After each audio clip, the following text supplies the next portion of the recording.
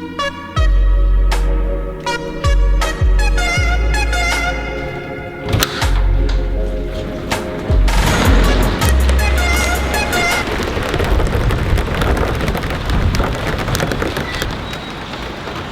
back to the vlog. I had 4 hours planned today. It's like, this is Spain. Why is it raining? Nah, I'm not going out in that.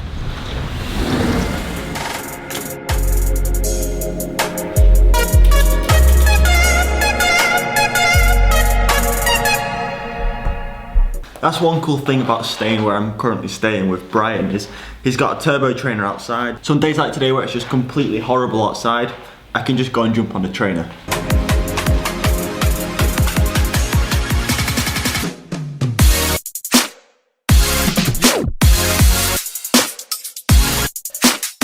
The only problem is I didn't bring my Ant Plus dongle that goes into my computer. I didn't bring that to Girona. That means I'm just training looking at a wall today. I can't use Zwift because I didn't honestly think I'd have to be training on the trainer. But as far as turbo trainer views go, this isn't a bad one. Spent a whole 90 minutes on this bike this morning, staring at that wall. I didn't have Zwift to occupy me. I think that's pretty impressive. And honestly, when you've been using Zwift all winter and then come onto just a traditional trainer, staring at the wall, listening to music, you really do take Zwift for granted at just how much more interesting it makes training. Alright.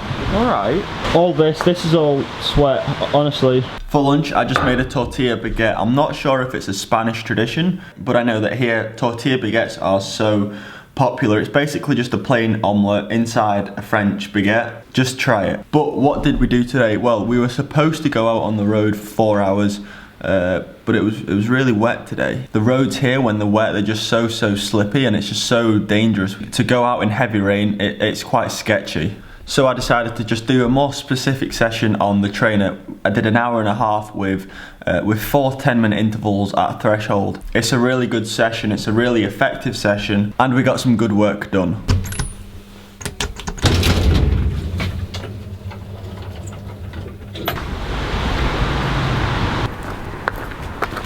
The rain makes it so dark, it feels like it's about 5 o'clock. But it's not that late at all. I'm heading into the old town now though, because we've got a special guest in the vlog today.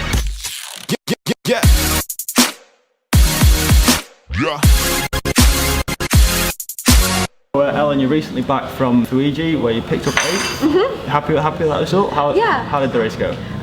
It was the craziest World Cup course of the year, I'd say, because it was a very technical course when we were pre-riding it, but it was also frozen, which I don't think that they were anticipating for Italy. On our drive in, actually, it was snowing, and I think they said like in the last 100 years it's only snowed there like 12 times or something like that. So to have snow and like frozen course was, I think, more than they expected. I was watching the race and I saw people, like so many people just running so much of the course rather than riding it. Is it because of the ice? They just physically couldn't? Yeah, I think for some people it was like physically incapable of riding it. Like it was frozen, but then it melted just enough that the mud was slippery as well. Yeah. So it was like 2 different types of slick that were very challenging. Yeah. But sometimes it's just faster to run it. Like you could ride it. Like there was a section that I was riding that I know was probably faster to run, but I just was like, I had run so much on that course, I just wanted to ride it if I could. Yeah, but the course was absolutely insane. So to like kind of keep my head above water and be able to finish 8th I was really happy with that. Yeah. Awesome, yeah. So you're leading the under 23 category, is that correct? How confident are you feeling about that? You feel like you're going to be able to seal that under 23 category up? Yeah, I am actually. I have a 79-point lead over 2nd place, and if you won the Elite World Cup, if you won the World Cup in Hoogerheide, you'd get 80 points. Okay. So if I don't finish the race and the girl who's in 2nd for under 23 were to win the overall, then she would beat me. But otherwise, basically, as long as I finish, I'm good to go. Yeah. So where's your next race then? I'm going to be leaving tomorrow from Girona to go to Hoogerheide, which is the final World Cup round next weekend. And then we'll go to Luxembourg. We'll go to Amsterdam in between, but we'll go to Luxembourg for the World Championships 2 weekends from now. The majority of the viewers that watch this vlog are road cyclists, and they might not know that much about cyclocross.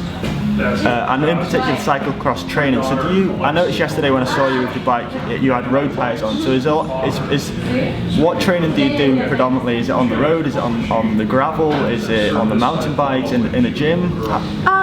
A little bit of everything, for sure. I do train on road tires for the most part, but I don't think it's really indicative of what I'm doing.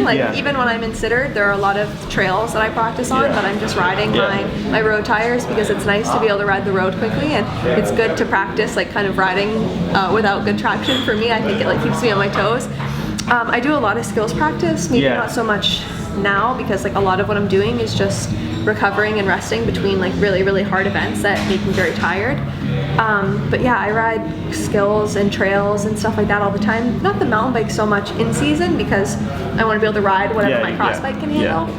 But yeah, I do it all. I race mountain as well as road, and it's just a balance. That's the thing about cross, is it's you're doing so many different things. Yeah, it's being good at everything, and I do a lot of gym work as well. Okay, so have you been on any of the gravel tracks in Girona? Because I know around Girona there's so many gravel roads. I did one ride that was on a really great gravel road. It was this super fun climb. That way, out by the cathedral. Right.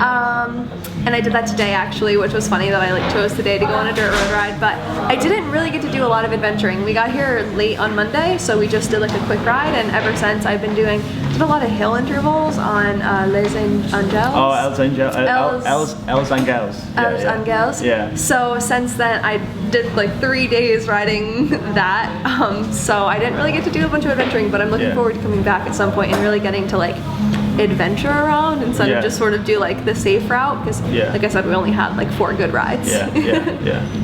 So you were saying this is your first, Ellen was saying this is her first time in Girona, and a quick summary, how do you like it? I loved it. Yeah, I think I loved the people, and I love the cycling community that's here. And I think as well, the locals, they just accept cycling, because I think it's so much part of the community. They just they get it, don't they? Yeah, it's super funny to see how the cars interact with cyclists and just pedestrians in general. Even if a car isn't planning on stopping for you when a crossing, if they see you, they just kind of tap their brakes and they come to a stop. Whereas in the States, if a car was trying to blow through a crosswalk, they'd take this big effort to stop their car, and they'd yell at you and stuff. I know. Same deal with it. Same as the UK. All right. Anyway, that's all I've got. So thanks for chatting. Good luck with the rest of the season, and enjoy the off season. Thank you. I definitely will. So as I mentioned, she's currently leading the under-23 the World Cup standings. She's the #1 ranked under-23 cyclocross rider, female cyclocross rider, and she picked up 8th in Italy at the World Cup Series last weekend, and she's only 21.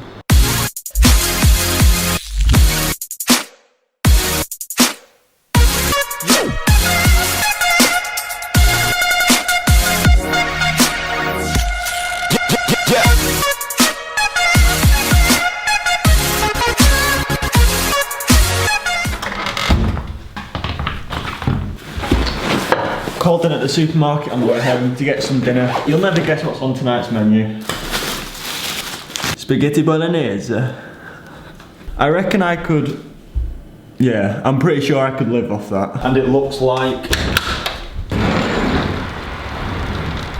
like I got home just in time. It's raining again. This is what it's been like all day. It's that classic bipolar weather. It'll be raining, then it stops, then it rains again. And it's just been doing this all day. I said at the end of yesterday's vlog that I was gonna do the La Fabrica Cup competition in today's vlog. Just gotta put in the URL, load comments. So it's loading all 438 comments. And the winner is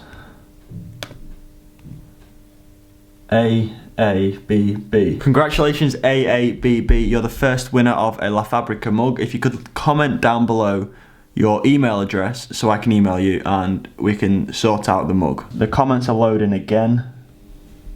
All the comments have been loaded, and the winner is Ewan Smith. Bruh. Well, bro, you've won the second La Fabrica mug. Again, leave a comment down below with your email address so I can hit you up and arrange to get this mug sent out to you. Congratulations to both the winners. Sorry you didn't win if you didn't win, but we had 438 entries, so that's pretty good going. That's pretty good going. So thank you to everyone who entered. You know, what makes me do these giveaways is when you come onto the videos and you support them by commenting, by liking. So if you continue to do that and continue to show your support, then I'm only going to do more and more of these. That's where I'm going to end the vlog for today. I need to get this video edited before it gets too late. I hope you enjoyed the chat with Ellen. If you did and you want to see more of that kind of stuff, you know, interviews with pros, let me know in the comments and I will see what I can do. But that's it from me, guys. Thanks for watching and I'll see you tomorrow.